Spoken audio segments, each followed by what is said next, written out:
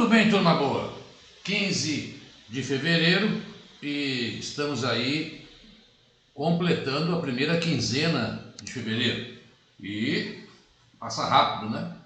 Espero que seu carnaval esteja aí um carnaval comportado, né?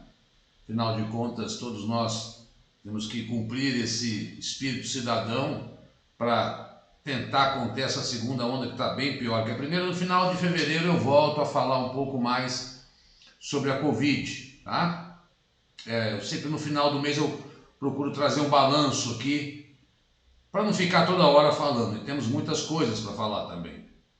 Estou investindo aqui um pouquinho, não muito porque a gente não tem muito dinheiro, está todo mundo sem dinheiro nesse país, né? Mas já espero que a luz esteja melhor. Comprei um tripé aí com uma Ring Stone, passou um carro de som aqui agora. E o microfone está chegando junto com a câmera. Não é ruim o que a gente tem feito aqui, até porque é o estilo caseiro mesmo de trabalhar, mas com o microfone de lapela vai ficar melhor e com a câmera também, que já está a caminho. Vamos aguardar, deve estar tudo meio parado por conta desses dias de carnaval. Então a semana é de 1 a 15 de fevereiro, tá? Vamos lá para o nosso primeiro slide. Nossa, tem um carro de som aqui buzinando aqui, mas eu não vou parar não, porque eu acho que você não consegue ouvir. Semana de 1 a 15 de fevereiro, né? No dia 1º de fevereiro eu acabei falando um pouco de Mianmar, esperei um pouco as coisas evoluírem para que agora a gente possa falar, né? Melhor. Então aí está Mianmar, né? Esse laranja grande aí, entre a China e a Índia, né? Isso já deixa Mianmar numa posição bastante, geopoliticamente falando, importante lá na Ásia. E tivemos um golpe militar no dia 1º de fevereiro. Tivemos eleições e os militares consideraram que as eleições foram fraudadas porque Aung San Suu Kyi, de 75 anos, que já ganhou o prêmio Nobel da Paz. Mianmar, contando um pouco a história de Mianmar, a antiga Birmânia. Mianmar era uma colônia britânica e Mianmar, então, o que aconteceu? Durante 50 anos, Mianmar viveu uma ditadura militar. A ditadura militar se encerrou numa transição bastante polêmica em 2011, quando os militares aceitaram sair do poder, desde que ficassem com alguns ministérios estratégicos também, e ficaram com o Ministério da Defesa, por exemplo, tivessem lá no Congresso 25% das cadeiras no Congresso, e que para ser aprovada qualquer decisão, qualquer medida, deveria ter 75% das cadeiras mais um. Ou seja, se todos os militares votassem juntos com os 25%, jamais teríamos uma mudança daquilo que seria a transição. Mas ainda assim, né, o partido desta, que foi aí a grande ativista pela democracia, conseguiu encerrar este período militar lá em Mianmar. Pois bem, não quer dizer, ela ganhou o Nobel da Paz em 91 e ela chegou ao poder em 2011. Ela foi acusada, como já mostro no texto para vocês, de ter fraudado as eleições. Os militares acusaram dela de ter fraudado as eleições. Ocorre que ela também não é lá aquela figura mais maravilhosa do mundo. Até chegou a cair na prova em 2018 da Polícia Civil de São Paulo uma pergunta sobre Mianmar, o nome da etnia que estava sendo perseguida em Mianmar. Ela, enquanto primeira-ministra, chefe, presidente, ela perseguia os Rohingyas, que são muçulmanos e que muitas vezes fugiam, daqui a pouco eu mostro o mapa, para Bangladesh principalmente. A maioria religiosa em Mianmar é budista. E aí quebra um pouco essa tese de que todo budista é efetivamente um cara da paz, né? Porque em Mianmar, os Rohingyas vivem num regime semelhante ao apartheid ao apartheid da África do Sul. Eles são considerados seres apátridas, não têm terra, e causou uma comoção mundial porque eles têm as suas terras invadidas, são expulsos, mais de 1 milhão de Rohingyas fugiram de Mianmar. Então a vida em Mianmar nos últimos anos não tem sido fácil. É uma jovem democracia e que após 10 anos de instalada sofre um golpe militar, apesar de eles prometerem até hoje, eu estou gravando, eles estão, não vamos fazer eleição, nós vamos entregar para quem vencer as eleições. Bom, o fato é que o clima anda muito tenso dentro e fora de Mianmar. Vamos voltar para o slide. Mianmar, Bangladesh, país vizinho, muitos deles fugiam nessa direção. Bom, então ela foi, essa ativista, que é a chefe do Partido da Democracia, de ter importado walkie-talkies, pequenos rádios de comunicação, e que isso teria fraudado o processo eleitoral.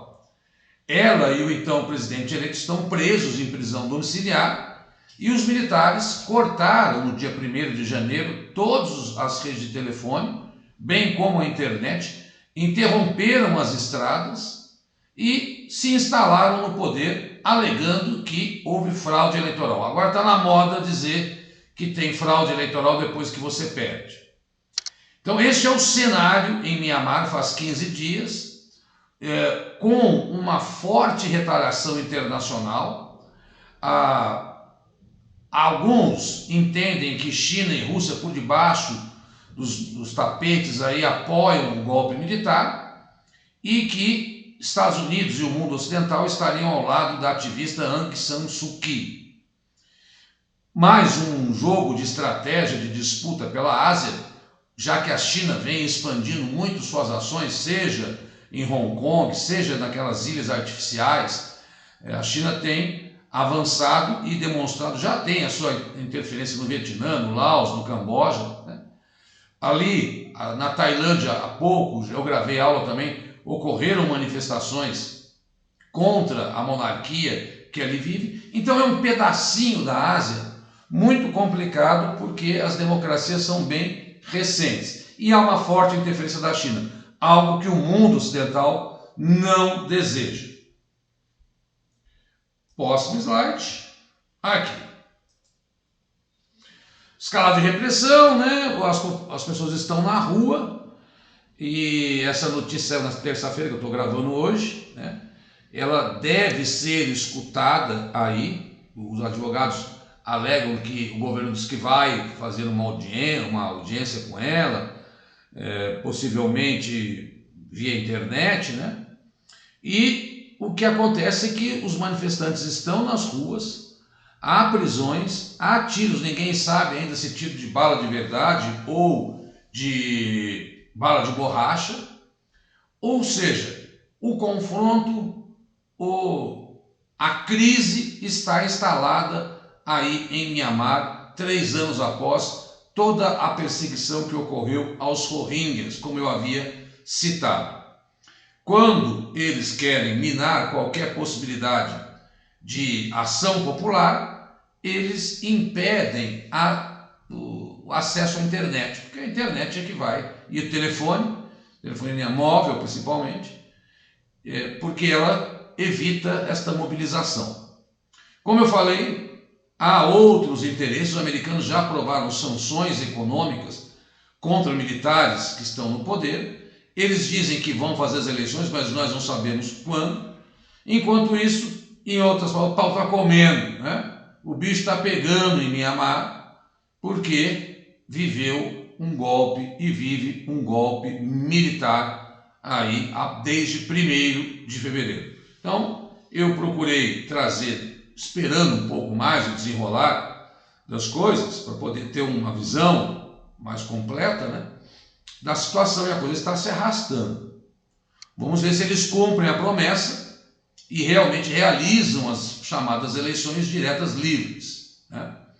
Então é isso que está acontecendo em Mianmar. Nós sempre que temos golpes, manifestações, conflitos, perseguições étnicas, nós trazemos aqui porque são temas que as provas de atualidades gostam muito nos concursos públicos. Muita atenção a Mianmar. Já caiu em prova por um fato até não menor, porque ele se envolvia a vida, mas não de tão impacto político como esse golpe. Sobretudo porque a Ásia é sim uma preocupação tanto do mundo ocidental, com a nova eleição de Biden, como também dos interesses macroeconômicos da China aí. Muito bem. Lá vamos nós, né? O próximo slidezinho. Olha aí, finalmente Donald Trump foi absolvido. Todo mundo lembra que eu gravei aqui a respeito do dia 6 de janeiro, que deve entrar para a história como um choque da democracia norte-americana com a invasão do Capitólio. Foi aberto um processo de impeachment contra Trump e ele foi absolvido por 50, veja que coisa interessante, ele teve 57 votos desejando o impeachment e 43 não. Então lá nos Estados Unidos é assim, o Senado tem 100 cadeiras, 50 são de republicanos, 48 democratas, mas os dois independentes votam com os democratas. Então se fosse seguir a opção partidária, seria o quê? 50-50. No entanto, o que aconteceu com Trump? Trump perdeu 7 votos dos chamados republicanos, ou seja, ex-aliados de Trump. No primeiro processo de impeachment, ele perdeu só 1 voto, né? E agora ele perdeu 7. Com o processo não evoluindo, ele não tem mais o processo de impeachment contra ele, então ele também não perdeu seus direitos políticos, o que lhe permite, então, ser candidato, né? Mas se livrou de uma, porque o processo estava aberto aí na Câmara dos Deputados, né? Havia um processo e ele perdeu feio, mas o que os analistas entendem é que mesmo ele se livrando, teve 7 votos, precisariam de 17, faltaram 10, precisariam ser 67 votos a favor, que são os 2/3 do Senado, e esses 7 votos que ele perdeu de republicanos, muitos analistas entendem como um abalo no Trump. Por outro lado, outros que são mais ligados ao Trump dizem, olha, ele saiu vitorioso porque não aconteceu nada com ele. Enfim, encerramos esse capítulo que teve uma triste notícia lá no dia 6 de janeiro. Trump está livre. Agora vamos ver os processos que devem continuar ocorrendo por investigação de sonegação fiscal. Isto ele agora vai viver esse pesadelo aí. Bom, vamos lá. Muito bem. Itália tem o seu primeiro-ministro. A Itália, puxa vida, é um país que muda muito de primeiro-ministro. Sempre tem uma crise política. E o nome da figura é Mário Draghi. Ele era ex-presidente do Banco Central Europeu. E ele conseguiu o apoio de todos os partidos da Itália, porque ele loteou, de certa forma, aí o poder dentro da Itália. A Itália vive uma crise terrível. Olha o que diz lá. A Itália, que se aproxima de 100 mil mortes, registrou uma das piores quedas do PIB na zona do euro, com perda de 8,9%. Em média, a Inglaterra também perdeu mais de 8% durante esta pandemia. O que vai levar aí a uma ajuda de 200 bilhões de euros, cerca de 240 bilhões de dólares, que a União Europeia concedeu para a Itália, e ela, espertamente, como está aí na própria notícia, ela perdeu, olha, a dívida dela é 158% do PIB, ou seja, é mais do que toda a riqueza do país. E ele criou um ministério chamado Transição Ecológica, onde ele tende a fazer algumas ações no campo da economia, porque olha que notícia interessante, olha como eles são mais espertos que a gente. A nova estrutura, com o objetivo de promover uma economia que respeite o meio ambiente, deve receber muitos recursos, já que 37% do Fundo Europeu deve financiar projetos de defesa do clima e da biodiversidade. Olha, o que esse cara está pensando? vou tentar recuperar a economia italiana com essa ajuda externa e, obviamente, atendendo a uma demanda internacional que pretende investir em meio ambiente. Acorda Brasil, queimada, desmatamento, tirar os militares lá da Amazônia quando nós não temos fiscais. Pelo amor de Deus, né? Isso é a tendência do mundo futuro. Então, uma troca de poder na Itália, mostrando que esta instabilidade gerada pela pandemia afetou a vida política e coloca a terceira economia do euro, né? Porque a Itália é a terceira economia, não mais a Inglaterra, porque ela saiu da zona do euro. Então é Alemanha, França e Itália, numa situação bastante delicada e tendo que enfrentar. Então não é só aqui. O problema é que aqui nós perdemos muito emprego, como eu vou mostrar já já. Pois bem, próximo slide, próximo tema. Olha que notícia interessante. Uma nigeriana, pela primeira vez, vai comandar a Organização Mundial do Comércio. E ela vai ser assessora do brasileiro, que renunciou ao cargo no ano passado. Desde 95, quando ela foi criada, só homens comandavam. Então, o que é a OMC, Diogo? A OMC é um organismo internacional que tem mais de 160 países, que tem por finalidade arbitrar conflitos e eventuais dramas econômicos. Então, um país oferece subsídio para determinado setor da economia. Na hora que vai competir, se o outro... Foi o caso do avião, né, da Bombardier, da canadense com os brasileiros, da Embraer, porque ela recebia ajuda do governo canadense e a Embraer não recebia do governo brasileiro. Então ficava numa concorrência desleal e a OMC era convocada para arbitrar esse tipo de conflito. É bem verdade que ela perdeu muito espaço na época do Trump, porque o Trump não respeitava esses organismos internacionais. Ele tinha uma política isolacionista.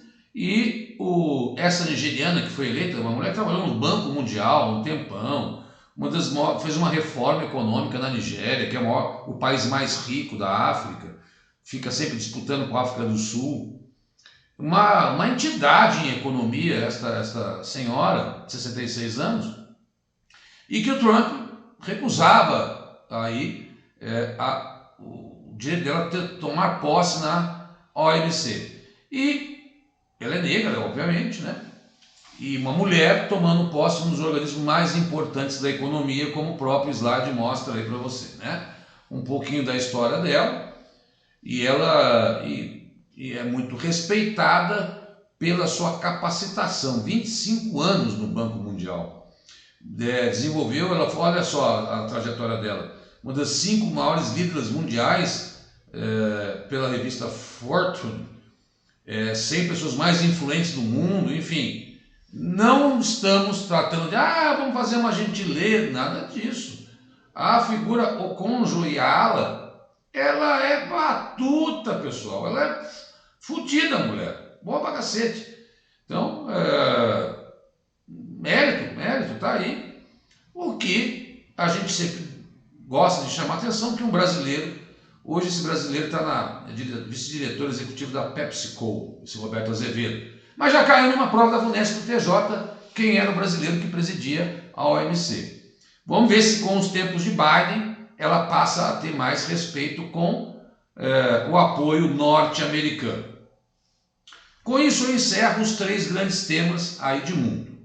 Tem muita coisa, nós temos que selecionar aí os temas mais pertinentes, né? Pegando um pouco da Europa, um pouco de economia, Estados Unidos, olhando aí para uma crise, e agora vamos olhar para o Brasil. O que eu vou abordar no Brasil? Começam a sair agora os dados econômicos referentes a 2020, tá certo? Os dados quase que oficiais, não vão variar muito dos números que eu vou apresentar a vocês, mostrando o que foi 2020 em termos econômicos para a nossa economia.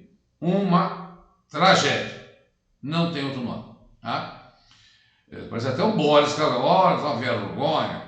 Não, mas é porque realmente deixa todo mundo, quem tem cabelo, de cabelo em pé. Chamaram de rolão outro dia. Vamos lá. Olha aqui. Deixa eu...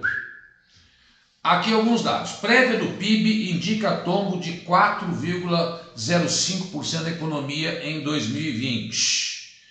A pior queda da série histórica da nossa economia. Nem na Dilma, é óbvio que temos que levar em conta a epidemia. Mas no processo de impeachment da Dilma, com aquela crise toda que o país viveu, nós não chegamos a... Alguns falam que vai ser 4,5% aí a queda do nosso PIB. Você vê que os 2 anos ruins ali foram da Dilma, né? 2015, 2016. E agora nós devemos chegar até 4,5%, 4,1%. Um dos setores que mais sofreu foi, sem dúvida nenhuma, a indústria brasileira, que teve uma queda de 4,5%, a maior queda desde 2016. A gente sabe que esse setor vem sofrendo, mas não é o setor que mais sofreu.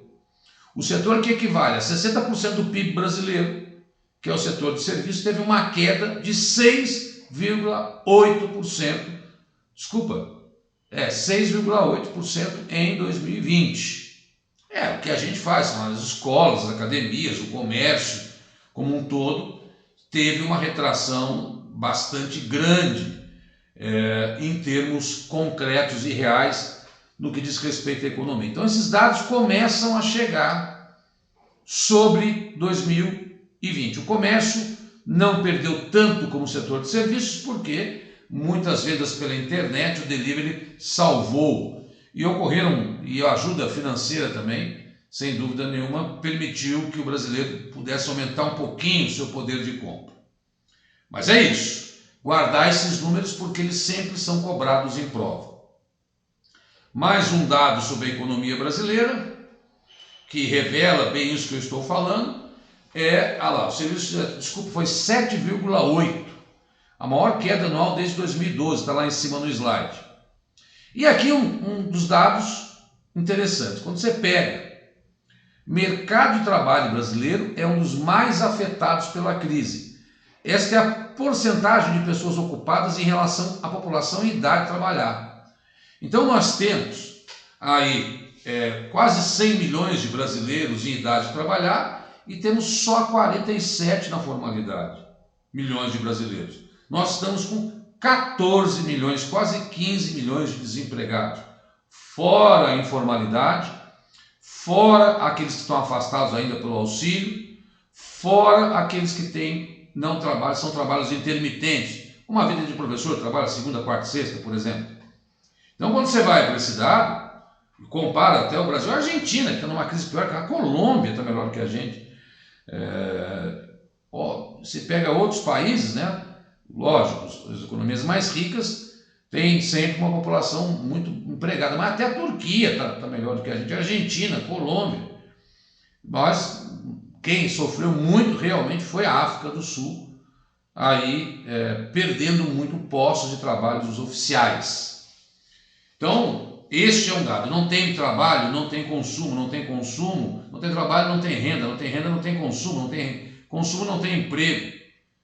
E, enfim, é preciso tomar atitudes mais veementes nesse sentido.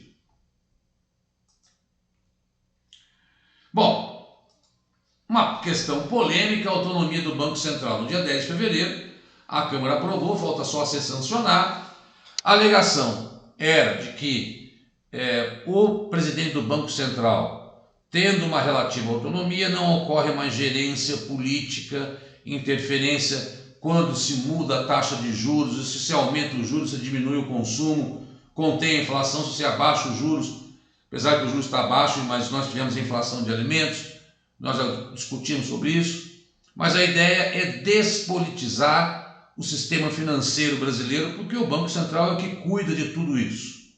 Então, o novo presidente, o responsável, será indicado pelo presidente, será aprovado pelo Senado, mas ele toma posse sempre do terceiro ano de cada governo. Então, ele vai ficar metade do mandato num presidente, por exemplo, toma posse em 2024, quem foi eleito em 2022, vai ficar até 2026.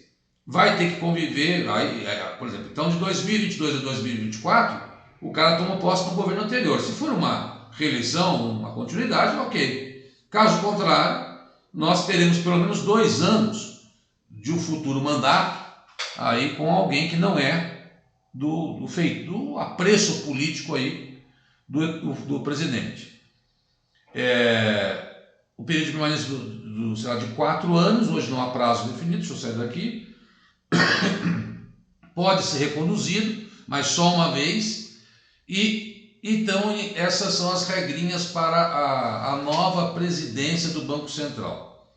Alguns políticos, como Ciro Gomes, chegou a ser bem crítico a essa postura, dizendo que retira a possibilidade de uma ação mais forte do governo em relação à questão econômica brasileira, que precisa de uma certa ação.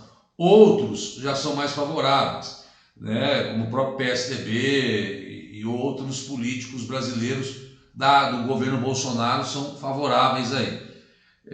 Aqui, quem tem autonomia na América Latina, a Argentina e o Chile têm autonomia, que é polêmico, sempre é, porque o nosso sistema financeiro, e nisso eu concordo em certa parte com o Ciro, porque ele fala que realmente no Brasil nós temos um sistema financeiro muito reduzido com o número de bancos. Então, uma ideia, o Brasil tem 5 grandes bancos, os Estados Unidos tem 5.000. Então, esses caras poderiam ter uma interferência maior. Mas é bom ouvir os dois lados. Por outro lado, também o que aconteceu no governo Dilma foi um desastre com a interferência direta dela no Banco Central. Tá? Então, foi aprovada, falta só chegar na mão do Bolsonaro e ele vai sancionar essa autonomia do Banco Central, que é uma mudança significativa. Vamos ver como é que isso vai se desenrolar no sistema financeiro brasileiro. O fato é que a gente precisa repensar um pouco isso mesmo, porque os bancos ganham muito dinheiro no Brasil. Caminhando aí, deixa eu só ver uma coisa, para o nosso último slide.